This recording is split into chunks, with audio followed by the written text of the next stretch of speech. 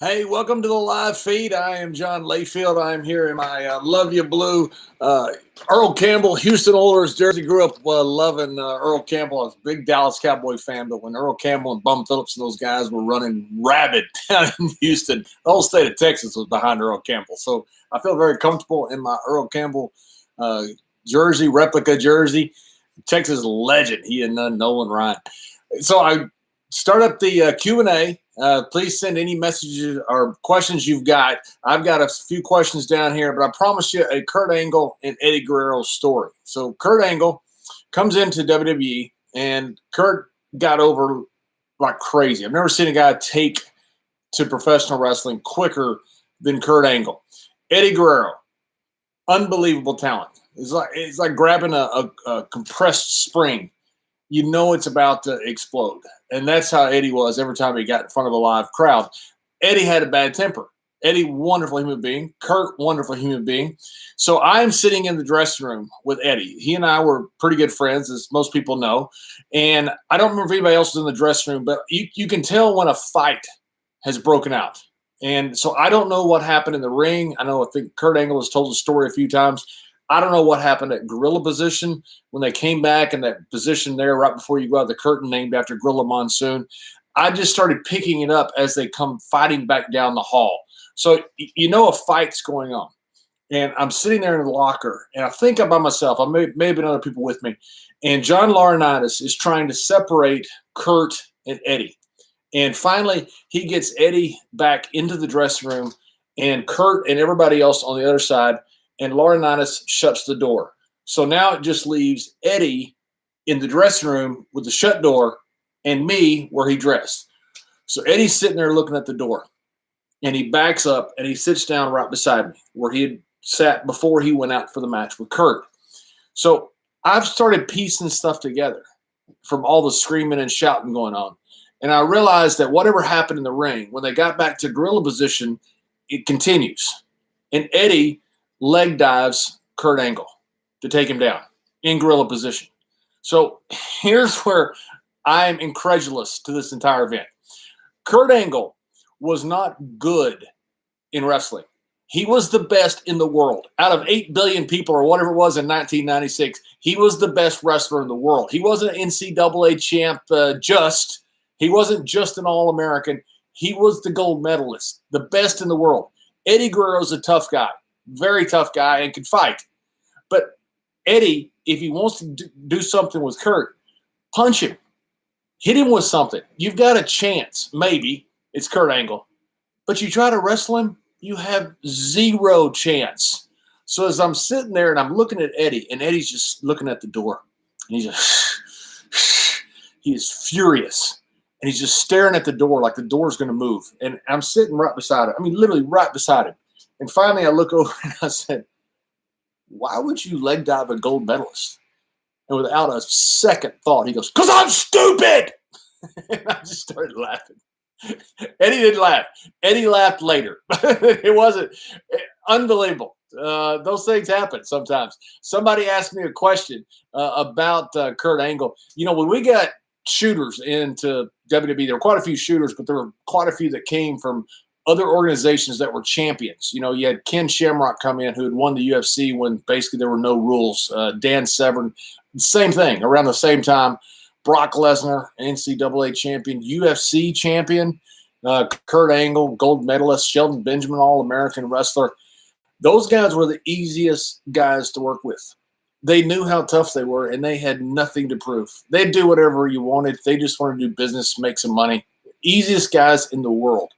Somebody asked me, has anybody ever messed with Kurt Angle? Of course not. Now, you know, guys really didn't mess with each other. You know, sometimes you try a guy, say, before the night, you go out in the ring and get a little conditioning in, some wrestling, just to see how you do against another guy. But Kurt was so far above everybody else. Wrestling, it didn't matter. Kurt did come to me one time and said there was a tag team that was kind of horseplaying in the ring. And Kurt didn't really like it. And so he asked me, he said, what do I do? Now, he was looking for like a professional wrestling solution to it. And I said, Kurt, you're a gold medalist. You shoot on these guys, there's nothing they do. And like a light bulb went off. Kurt, you know what? They horseplay, I horseplay. And that night, Kurt took one of them down, and I think it shocked him so bad that there was no more horseplay. And Kurt Angle, great guy. I loved Kurt. Worked with him a ton. I got so many Kurt stories. A great story about in Ireland one time. A great story in Europe one time with Big Show. I'll save those for a different show because I want to get to some questions. Somebody asked me about working with Gary Hart. Yeah. Nikki at 727. Yeah, I did work with Gary Hart. Love the old manager from the Sportatorium. Incredible guy. I roomed with him down in South Texas one time, and I came in after going to the bar and come back in a different state. And he was in one bed. I'm in a. Gary wakes up, and he's the most pleasant guy. Always 2 o'clock in the morning. He goes, "How was your night, my boy?" And I said, "Oh, Gary's great." And I crossed to go to bed, and Gary rolls one and smokes one, which I was never a smoker, but didn't. Yeah, that's Gary's business. Great guy. Loved Gary. Really smart for the business. Let's see. Any other questions? Let me go to some questions. Favorite match from George Vorkus. I had several that I really liked. The Judgment Day match. I think it was Judgment Day. No, may have been No Mercy with Undertaker in the Meadowlands. One of the best I ever had. Of course, the match with all the matches with Eddie. The I Quit match with Cena, which I didn't think people knew how tough John Cena was. And I was really proud to be able to allow him to highlight that. Got some questions also about the World League of American Football. Today's the 30th anniversary of the first game. Got my football card here. Very proud of that.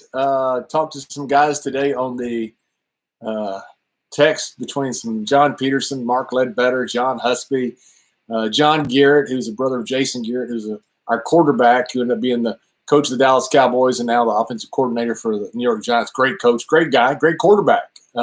Anyways, reliving some great memories today. Loved the World League. Thought it really had a chance of making it. When they went to having it as a developmental league for the NFL, that's what killed it. And the fans were no longer loyal to guys who were transitory, who were just going to be there for a short time. When we were living in the town, we interacted with the town. That's where we wanted to be. I'd have played in that league for 8 or 10 years if I could have. That wasn't afforded me the opportunity. And I got into wrestling while I was still young enough to hopefully make some money.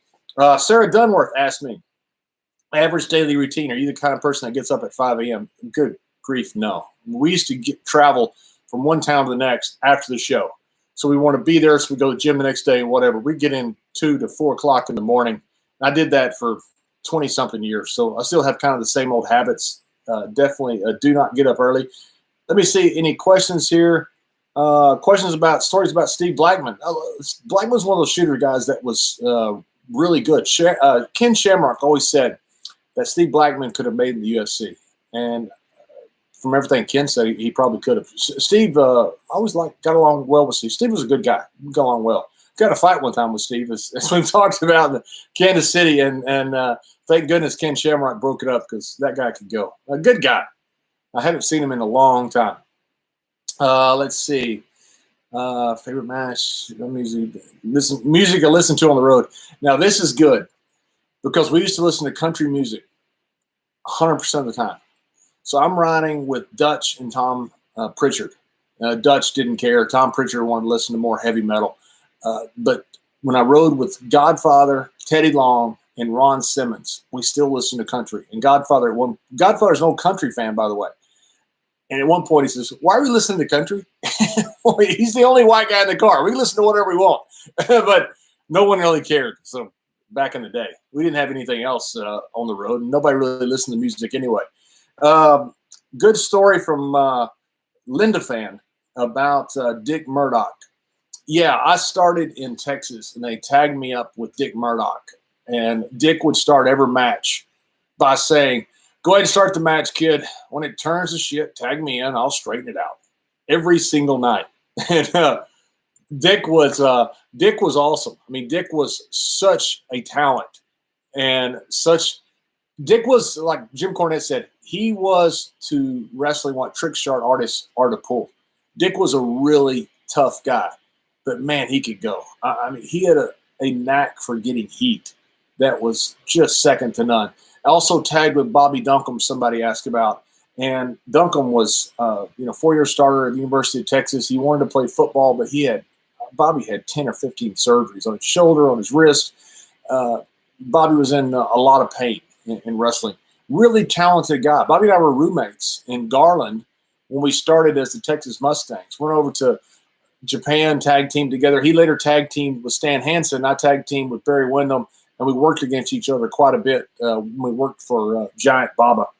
And so let me see. Another question or two. Backstage, Shawn Michaels stories. Heard he used to be hard to be around, from Kyle L. I never had an issue with Shawn with the click with anybody. And people talk about how the dressing room was fragmented back in the day before the Attitude Era. And it's just because guys were different. So you had the Hart Foundation, the Canadian guys in one group. And you had Undertaker and his guys in another, the Click in another. But it wasn't like it was, hey, this is our group, stay out of it. It's just guys migrated to guys they rode with and were friends with. And people talk about the Click being disruptive. I was there. I didn't see it. I didn't feel it. And I was in the dressing room, and there was not tension in that dressing room. Those guys were all, Kevin Nash, Scott Hall, X-Pac, Shawn. They were all great to me. They were great to a lot of people. I know there's some heat out there, but anytime you're the top group, you get a lot of heat just because you got to have somebody to blame. And so a lot of guys, I think, blame them for things that I was there. I did not see it. Midnight Express and Jim Cornette in the Hall of Fame. I love Jim.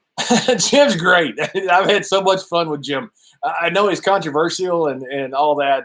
Jim Cornette, he always told me he's going to book me in Smoky Mountain.